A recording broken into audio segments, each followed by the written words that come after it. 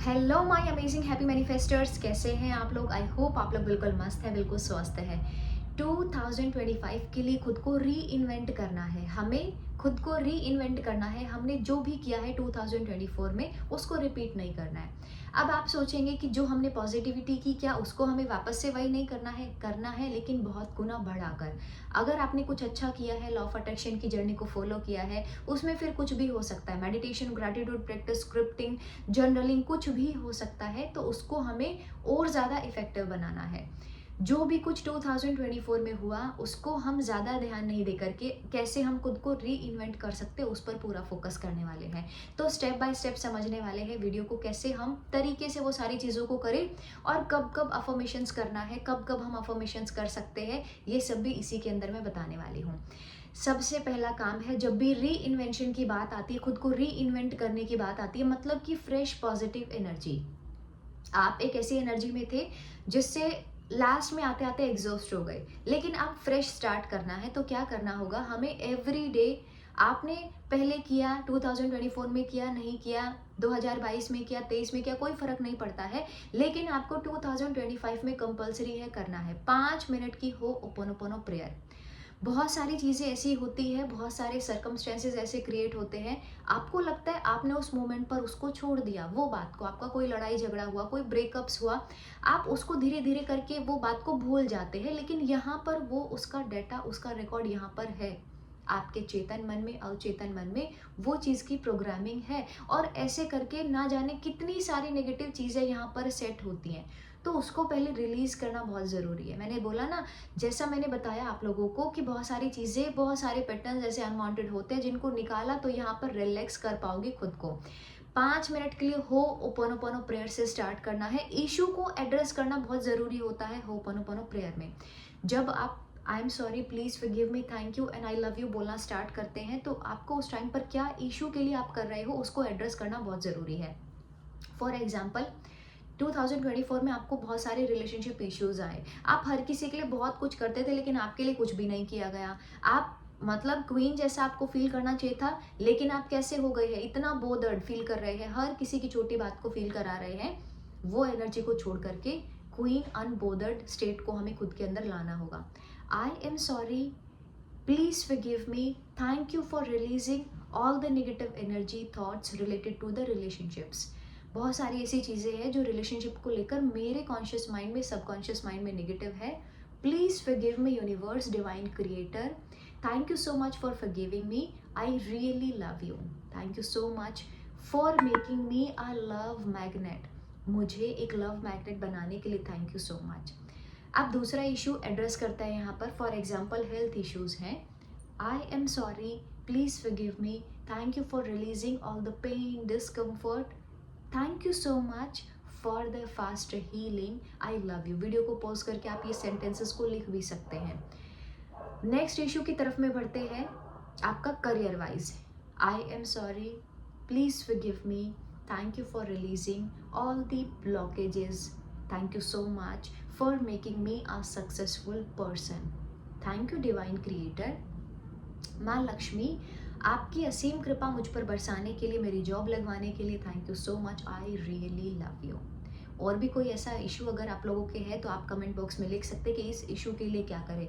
Relationship में no contact situation या जो भी आपका कुछ नेगेटिविटी है वो सब उसके अंदर में आ जाएगा, कि मेरे रिलेशनशिप को लेकर के जो भी कुछ ब्लॉकेज है, डिजायर्ड पर्सन को लेकर जो भी कुछ ब्लॉकेज है, वो सबको रिलीज कराने के लिए दिल से धन्यवाद है। बाकी कुछ भी और अगर इशू है तो आप ज़रूर से लिखिएगा, उसके बारे में भी मैं आप लोगों को बताऊंगी। तो दूसरी चीज़ हम पढ़ते हैं, सबसे पहले हमने किया हो ओपोनोपोनो प्रेयर, 5 मिनट से ही सही, लेकिन हमें करना कंपलसरी है। इश्यूज़ को एड्रेस करना उसमें कंपलसरी है। ये तो हो गई आपका एक स्टेप, ये तो हो गई एक बात। दूसरी चीज़ है, जब चीज़ें क्लियर हो रही है तो उसके बाद में आता है अफर्मेशंस। अब ये भी बहुत सारा सवाल होता है कि इतनी सारी चीज़ें हैं, एक साथ में कैसे करें, रोबोटिक अफर्मेशंस कब करें, इसके लिए कब करें, उसके लिए कब करें, कैसे करें एक्चुअल में चीज़ों को। अफर्मेशंस ऐसी चीज़ है, एक इकलौती ऐसी चीज़ है जो आपके मन में चलती रहती है। मतलब आपके सेल्फ टॉक में, जब भी आप खुद से कोई भी आपका, फॉर एग्जांपल कुछ भी सडन कुछ ऐसा हुआ, फॉर एग्जांपल कि जॉब के लिए प्रिपेयर कर रहे थे लेकिन अभी देख रहे हो सब कुछ बहुत ठीक ठाक तरीके से गया लेकिन सिलेक्शन नहीं हो पाया।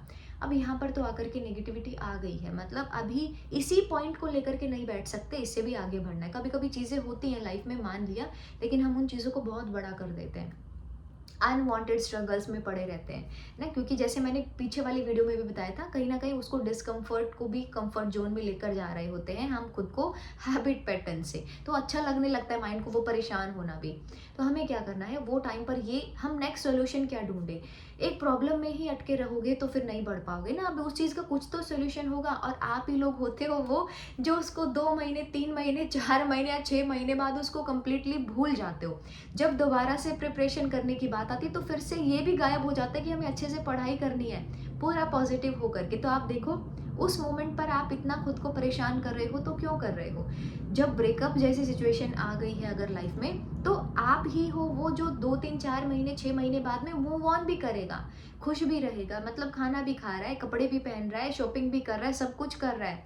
लेकिन अभी इतना स्ट्रगल क्यों कर रहे हो, इतना परेशान क्यों हो रहे हो। Everything is your thoughts.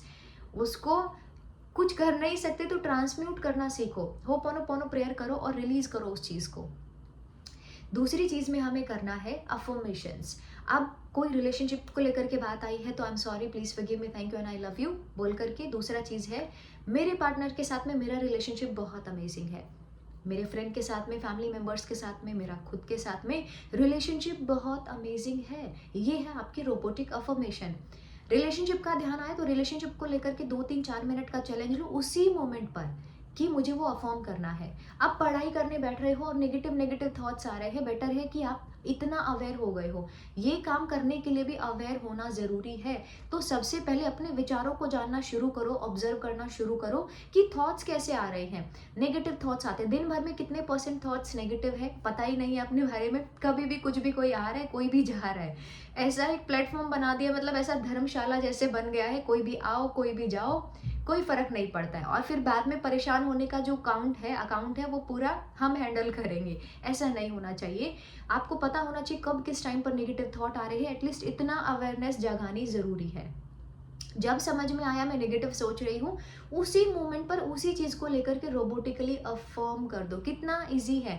जब कोई हेल्थ का इशू आया है, पता चल गया मैं नेगेटिव सोच रही हूँ अपनी हेल्थ के बारे में जो कि अच्छा नहीं है, स्टार्ट कर दो बोलना, thank you for the perfect health, yes I am having perfect health, my body is healing so fast, I am having perfect health. 1 minute का नेगेटिव थॉट आया था, लेकिन आपने 3 से 4 या 5 मिनट तक में उसको रोबोटिकली अफर्म किया। अब वो एनर्जी तो फ्लश आउट होने वाली है। जो भी कुछ नेगेटिव एनर्जी आपने दी थी 1 मिनट के लिए, वो तो सब फ्लश आउट होकर के वो जो ग्राफ है वो पॉजिटिव की तरफ में जा रहा है। लाइफ में कुछ ना कुछ सबके अप्स एंड डाउन्स आ रहे हैं, लेकिन उनको हैंडल करना हमारे हाथ में है। तो दूसरा स्टेप है हमारा अफर्म करना। फिर चाहे वो रिलेशनशिप को लेकर हो, लड़ाई झगड़े हो रहे हैं या ब्लॉक सिचुएशन है, मेरे पार्टनर के साथ में रिश्ता बहुत अमेजिंग है, he is continuously calling me, she is continuously calling me, मेरा उसके साथ में बहुत अच्छा रिलेशनशिप है। इतनी बार बोलना है, रट्टू तोते की तरह बोलना है कि वो चीज़ हमारी पूरी हो जाए, हमारे यहाँ पर उस चीज़ का एक पैटर्न नया सेट हो जाए।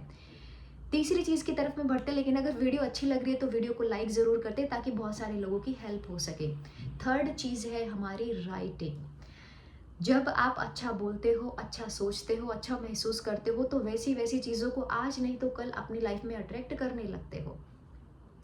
5 मिनट से रोज ऐसा चैलेंज आपको एक्सेप्ट करना है तो करना है। जैसे मैंने बताया ना, कुछ चीज़ें अच्छी नहीं लगती करने में, लेकिन रिजल्ट बहुत ही बेहतर होता है, बहुत ही खास होता है। तो ऐसे ही हमें 5 मिनट के लिए खुद के बारे में बहुत अमेजिंग लिखना शुरू करना है। हम सारी दुनिया को जानने की कोशिश करते हैं, हम अपने क्लोज वंस की हेल्प करते हैं, बहुत कुछ करते हैं, लेकिन हम खुद के लिए क्या करते हैं, वो थोड़ा सा पर्सपेक्टिव चेंज करने की ज़रूरत है 2025 में। क्योंकि हम हैं तो सब है, हम ही नहीं है तो सब कैसा है, और अभी भी कैसा सब चल रहा है। तो अपने आप को खास एक अहमियत देना शुरू करना है, जिसको बोलते हैं सेल्फ लव। अपने बारे में 5 मिनट इतनी अच्छी चीज़ें लिखनी है कि वो चीज़ें हर दिन की काउंट होना शुरू हो जाएं। और आप तो ऑलरेडी खास इंसान हो ना। देखो, जिसको भगवान ने, मान लेते हैं अभी कुछ इश्यूज चल रहे हैं, लेकिन जिसको भगवान ने हाथ पैर ये सब कुछ बिल्कुल ओके दिया है, और अगर फिर भी वो खुद को इतना बेचारा फील कर रहा है, तो इसमें यूनिवर्स की गलती नहीं है, इसमें किसी आपके क्लोज वन की गलती नहीं है, आपके बॉयफ्रेंड गर्लफ्रेंड पार्टनर की गलती नहीं है, इसमें गलती आपकी है। जो सबको मिला है वो आपको भी मिला है ना। उसके बाद भी आप अगर ये चीज़ों को फील कर रहे हैं तो कोई सेंस बनता नहीं है चीज़ों का। तो 5 मिनट खुद के बारे में अच्छा लिखना कि मैं बहुत अमेजिंग हूँ। जो भी आपकी क्वालिटीज़ आपको बनाती हैं, आप कल को ना उन्हीं को नेगेटिव बोलने लगते हो कि मेरे अंदर ये है, मैं काइंड हार्टेड हूँ, उसकी वजह से मैं खुद परेशान होती हूँ। मेरे अंदर ये अच्छी क्वालिटी है, उसकी वजह से लोग ऐसा ट्रीट कर रहे होते हैं। तो ये चीज़ें करने की ज़रूरत नहीं है। वो आपके अंदर कुछ खास बातें हैं जो आपने समय के साथ में खुद के अंदर इनकलकेट की हैं, खुद के अंदर वो चीज़ों को डाला है। इतना भी आसान नहीं होता है।